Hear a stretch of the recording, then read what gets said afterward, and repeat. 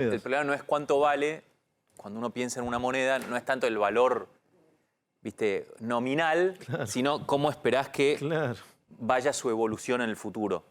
Y eso es algo que hace bastante difícil estabilizar una inflación, que viene de tanto tiempo, ¿no? Más allá de las responsabilidades claras de este gobierno, porque no solo tenés que decir, bueno, voy a cuidar esta moneda, sino que la gente te tiene que creer que eso va a seguir siendo cierto en el futuro.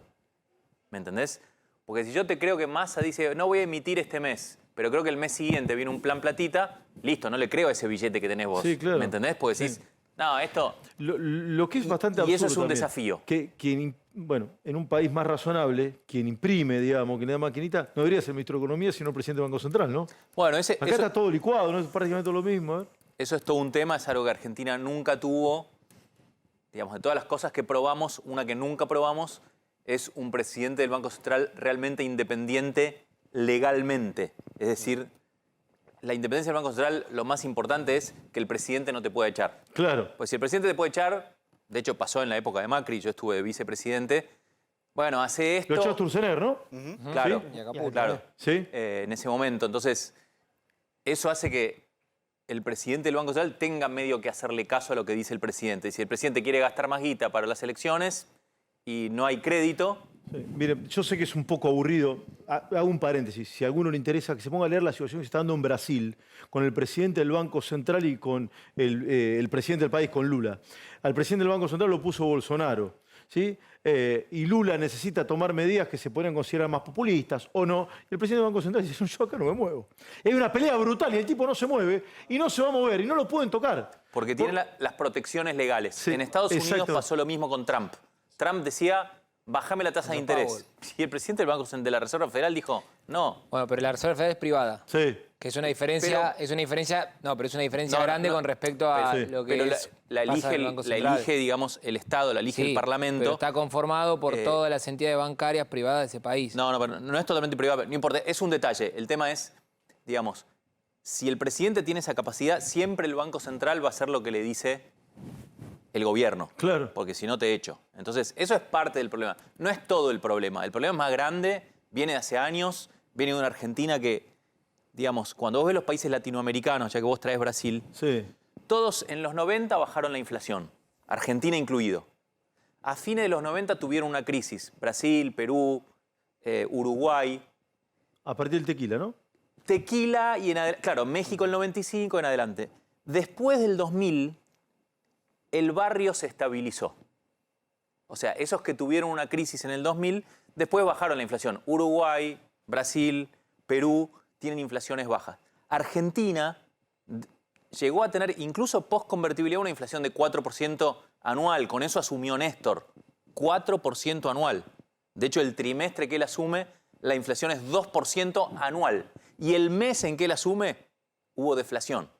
Mayo del año 2023. 2003, perdón.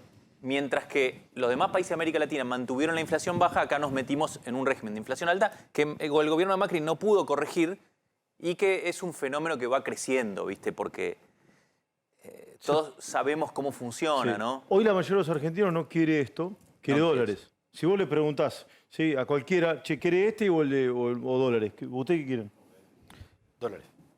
Euros. Euros. Bueno, está bien, te banco, está bien, euros. ¿Vos, dólares. Dólares. ¿Vos, Prado? Oro, no sé cómo está el oro. Dólares, yo también, dólares. Difícil de transportar, ¿Sí? incómodo. Bueno, dólares. Sí, pues el euro es más grande. No, estoy hablando del oro que quería Angulo. ¿Se puede dolarizar? Digamos, es una discusión. A mí no me gusta la dolarización. ¿A vos no te gusta? Te digo en qué pienso cuando me hablan de dolarización. Pienso en mi hijo que tiene 1 año y pienso, de acá a 15 años, si dolarizamos, ¿él va a estar mejor o no? Eso es lo que yo pienso. ¿Y qué pensás?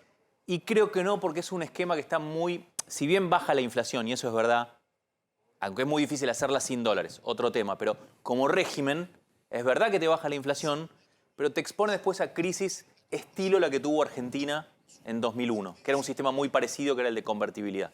Entonces, yo creo que podemos aspirar. Entiendo que en este momento somos muy pesimistas sobre lo que los argentinos podemos conseguir. Pero salimos campeones del mundo, tenemos cosas buenas. Digo, otros lo hicieron. ¿Por qué no podemos construir una moneda? Yo creo que podemos hacerlo y es mejor. Si vos ves el vecindario, le va mejor a Chile, Perú o Colombia que a Ecuador, que está dolarizado. Entonces, yo entiendo... Y no puede ser te pregunto, ¿no puede ser una medida provisoria para frenar la inflación y después salir o no? ¿O es imposible? Y es muy complicado porque cuando la gente espera que salga, se te arma todo un quilombo. Análogo a lo de la convertibilidad. Claro, entonces, si querés hacer como Lo pregunto, por Dios, no lo aseguro, ¿eh? No, si querés algo que sea provisorio, es más lógico decir, bueno, por un tiempo atamos nuestra moneda a alguna otra. Yo creo que es mejor atar a las monedas de la región. Una canasta de monedas, por ejemplo. Sí, de la región sobre todo. Brasil, Chile, etcétera. Son monedas razonables, pero no te atás a algún país que no tiene nada que ver con vos y que te trae problemas eso, ¿no? Porque Brasil te devalúa y sonaste. Nos pasó en el 99. Y después sí, vas construyendo una moneda. Por ejemplo, Brasil, cuando hizo su plan real, es un caso parecido. Salió del Cruzeiro. Salió del Cruzeiro al real. Por un tiempo, por una transición, ese real estuvo atado o seguía al dólar y después se soltó. Pero cuando se soltó no es que la inflación explotó, quedó en una inflación relativamente baja.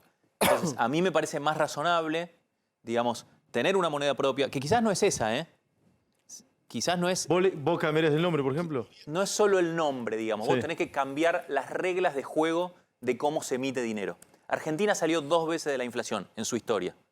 1991 y, perdón la referencia, 1899. Argentina en el siglo XIX tuvo una inflación muy alta y en 1899 hizo también una convertibilidad. Las 2 veces... Pellegrini presidente, ¿no? ¿Digo bien, no? Pellegrini fue uno de los diseñadores. Piloto de tormenta de aquella época. Exacto. Pero terminó de hacerse la ley de convertibilidad en el año 1899. Ya era presidente Roca. Roca, claro, correcto. Sí, de nuevo, su segunda presidencia. Digo, son cambios en las reglas de juego. En los dos casos, la esencia de la regla es no podés emitir papelitos salvo que alguien te dé dólares a cambio. Ahí le digo a Carlito, pero fíjate qué interesante lo que estás planteando, que las 2 veces que salimos de la inflación fueron con medidas innovadoras. Exacto. Distintas. Por eso yo digo, no hay que tenerle miedo a la innovación, porque si no, no tendríamos aviones, ¿no? No solo eso. No habríamos ido a la luna. Te diría, Esteban, sin innovación, sin un cambio de reglas de cómo se emiten esos papelitos, no salimos. Sí. Lo que hay que discutir es cuáles son las mejores reglas para salir. Ahora, vamos a creo yo, corregime si no lo ves así, a un punto anterior. Yo creo que podés empezar a pensar canasta de monedas, una convertibilidad, recrear una moneda sana, propia. Todas las opciones son válidas, siempre y cuando tus variables económicas estén en equilibrio. Absolutamente. Entonces, empecemos por donde creo yo que está el problema, que es el déficit fiscal. Absolutamente. ¿Cómo llegamos al equilibrio fiscal? Bueno, Hoy tenemos un 2%, más o menos. No, real, el año va a terminar con más, cerca de 4, si querés. Ah, me mataste. 4. 4. Sos un pesimista. Bueno, 4 del Producto Bruto. O demasiado realista. No. A ver, explícalo en términos más prácticos. ¿Qué significa esto? La Argentina produce 100. ¿Sí? El Estado Nacional gasta, ponele 22. El Estado Total Nacional y Provincial gasta más o menos 40. De esos 22 que gasta el Estado Nacional, 4 son déficit y 18 son recaudación impositiva. Y por esos 4, Aproximado. como no lo podés financiar porque nadie te presta, tenés que emitir. Y eso termina siendo inflación. Sí, o básicamente sería mejor gastar menos. Gastar menos. Bueno, entonces, por ¿cómo ejemplo, haces? el INADI tiene 2.000 empleados. No me maten los empleados del INADI, Sí, por pero Dios. cerrás el INADI y seguís emitiendo igual. Entonces, ¿cuáles son las medidas? Yo creo que la Argentina ya está en edad, ¿sí?, de salir del discurso populista y decir cosas reales. Por ejemplo, dedicamos casi 2 puntos de esos 4, bueno, 2 casi, son de subsidios a la energía. Me decís, entonces hay que hacer un tarifazo. Sí, las tarifas de la energía tienen que pagarse lo que cuestan. Y obvio. Salvo, podés decir, bueno, a los de muy bajos ingresos puedo dar un componente de subsidio. Pero si no, muchachos, esto no cierra. Pero es cultural el tema. Hay que pagar lo que uno consume, esto es básico. Porque si no, eso alguien lo paga. No existe la gratuidad en la economía. Corregime, por Dios, yo no soy economista. No existe la gratuidad. Entonces, vos la diferencia de luz, que pagamos barata, de gas, o de agua, o de lo que sea, la paga alguien. ¿Saben cómo se paga? Con inflación. Porque para eso se emite dinero para subsidiar a las empresas. En este caso que te están regalando el servicio. Lo pagas con inflación. Es mucho mejor pagar la luz, no sé, 50 lucas, ¿sí?, y que los precios sean estables. Entonces tu dinero te rendiría. Es un tema cultural. Por eso los economistas a la inflación le llaman impuesto inflacionario. Claro. O sea, en realidad, Sí. tenés un déficit y lo pagás con un impuesto. ¿Qué es ese impuesto? Es el hecho de que vos tenés la guita y te va perdiendo de valor. Entonces, es como si fuera un impuesto.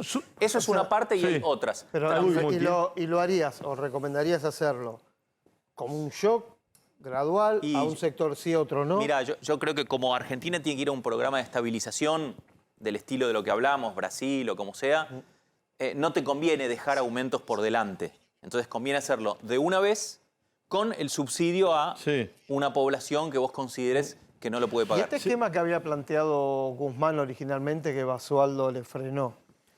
El secretario de Energía, Basualdo era un recordemos, ¿no? ex ministro de Economía y ex secretario de Energía. ¿Apuntaba a ese lado? ¿Iba para ese lado? Sí, pero nunca es claro y es la esencia del problema que tiene este gobierno. Que ¿cuál es? No se sabe quién gobierna. Guzmán decía una cosa, otra cosa decía Cristina, otra cosa decía Máximo.